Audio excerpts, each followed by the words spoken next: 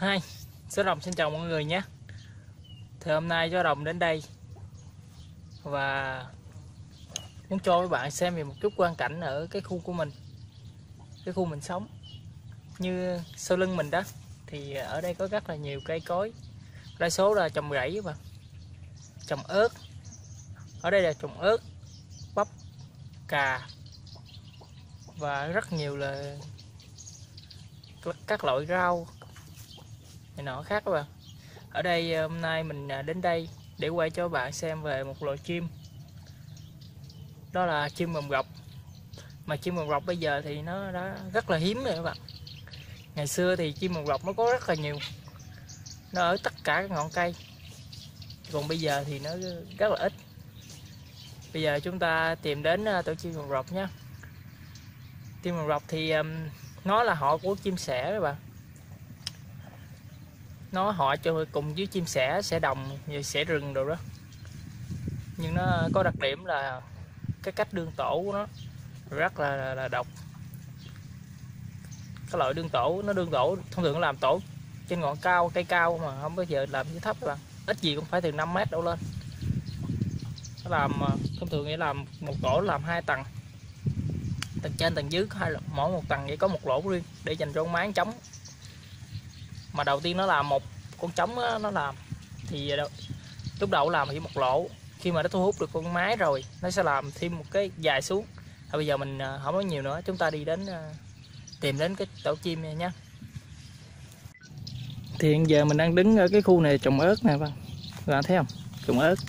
Bên đây là cái cây này, cây dừa. Đây cái vườn xà thái của người ta đó bạn. Đây là bài toàn xà thái không à, với mãng cầu các bạn nha. Đây là mãng cầu đó.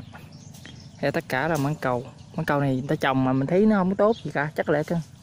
Biết chừng nào mà có trái đâu. Có xoài Đài Loan nè thì có trái, nhưng mà nó cũng đều, ý lộn, xà thái chứ không phải Đài Loan. Nó cũng đều chứ nó trái nó không có nhiều. Còn bên đây thì ở trên nhánh cây này chúng ta có cái gì đây? Ở trên cây đó chúng ta có rất là nhiều tổ chim mồng gọc mấy bạn. Các bạn thấy không? Ở đây nhìn lên thì có thể thấy là mình đi có thể đếm được sơ sơ là khoảng 7 đến 8 ổ. Mỗi một ổ vậy nó có 2 lỗ, có thể là 3 lỗ, tùy vào cái tổ nó lớn nhỏ bạn, và tùy vào con chim trống hoặc là chim mái nó đương cái tổ đó. Mà đa số là từ chim trống nó đương là nhiều các bạn. Nào bây giờ mình đi lên chảnh nha. Ở đó mình thấy có mấy con chim vòng dọc nó nhảy tới nha luôn. Thì cái tên vòng dọc á là không phải là tên nào cũng mỗi vùng nó có mỗi tên khác nhau mấy bạn. Dùng một có khi người ta kêu vòng dọc, nhưng mà có chỗ khác lại kêu là rồng rọc, chứ không phải là vòng dọc. Nó cũng có tên vậy thôi. Nhiều bạn lại thắc mắc này nọ thì lại khó, đúng không? Nào bây giờ mình lên trển mình tìm hiểu, mình xem cái tổ chim như thế nào nhé. Nào đi nào. Rồi bây giờ mình để răng cho bạn xem cái kỹ về cái tổ chim vòng dọc nha.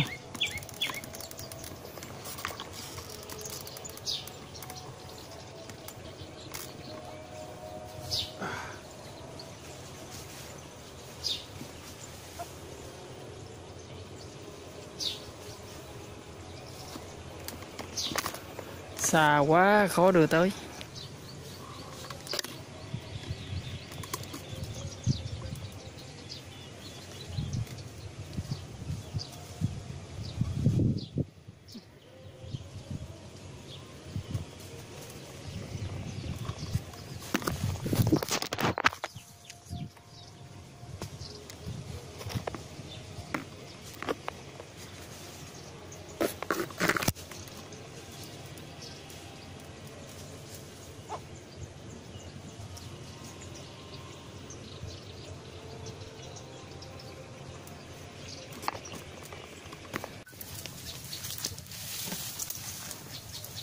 Đây trên tay mình hiện giờ là tổ chim mồng gọc các bạn. Mình lấy xuống mình quay cho bạn xem. Và một chút nữa mình sẽ đem lên cây máng lên lại các bạn. Đem máng lên tổ lại, con chim sẽ về ở lại chứ nó không có bỏ. Tại cái khu đó thì chim mồng gọc này á thì nó sống theo bầy các bạn. Sống theo bầy tập trung theo những cái tán cây lớn và thường là những cái cây đó mà lá dày quá cũng ít, nó ít làm tổ đó bà. Những cái cây thông thường lá thưa nó sẽ làm tổ, hoặc là những cái cây có những cái chiếc lá nhỏ mà nó nằm ở cái dạng chung chung ở những cái nhánh cây rìa bên ngoài á, nó sẽ làm những cái tổ ở nằm như thế. Còn đây cái tổ chim này bạn nhìn thấy nó cười không, nhìn rất cái giống cái đầu người ta đấy. Trên đây là giống như cái đầu người ta đội nón vậy đó. Ở đây con mắt, và ở đây là cái miệng rất là to, đây càm đây bạn thấy không, là hai con chim này, là một con chim nó sẽ ở dưới, con chim mái, một con chim trống. Thông thường mình biết á, thì ở đây á, là con chim mái nó sẽ nằm, nó ở phía trên tầng trên, còn phía dưới này là con trống nó ở. Khi mà nó làm á, thì nó sẽ làm từ trên xuống trên này, nó làm đây xuống. Khi mà làm được cái tầng này rồi, nó sẽ dụ dỗ, mình nói là dụ dỗ thôi, giống như là nó sẽ quyến rũ con mái, cái tổ về cái tổ hình thức bên ngoài.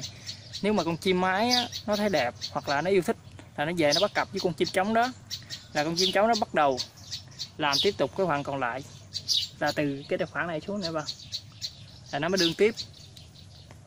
Có một số chim trống nó chỉ làm được một khúc, và khi là nó không quyến rũ được bạn tình rồi nó sẽ bỏ, nó không làm tiếp tục được nữa, nó bỏ. Và cái tổ này theo mình biết chắc có thể nó đương là khoảng chắc khoảng 10 mấy 20 bữa nay.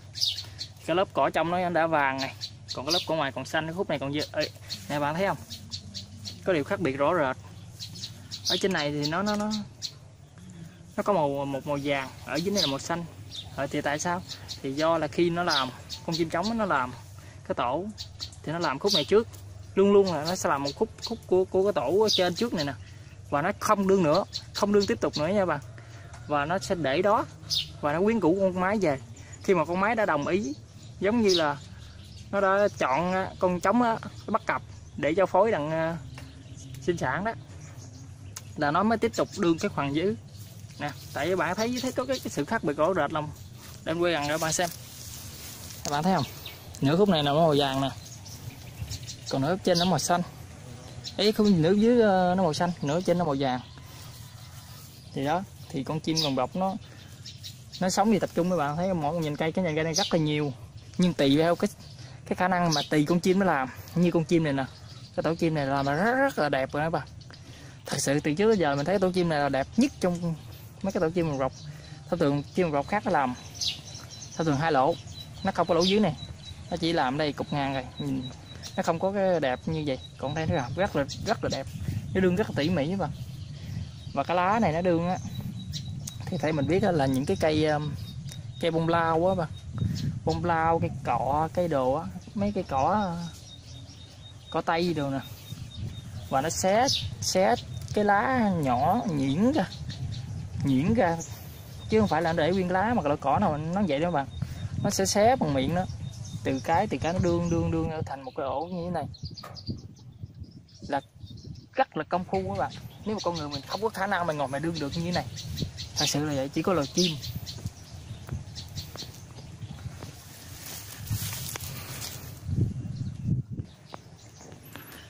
Ở phía trên đó còn rất nhiều ạ. Nếu mình leo dẫn rồi mình máng cái tổ chim này lên lại, rồi chúng ta lại quay một số cái tổ chim gần đó nha. Nào đi lên nào.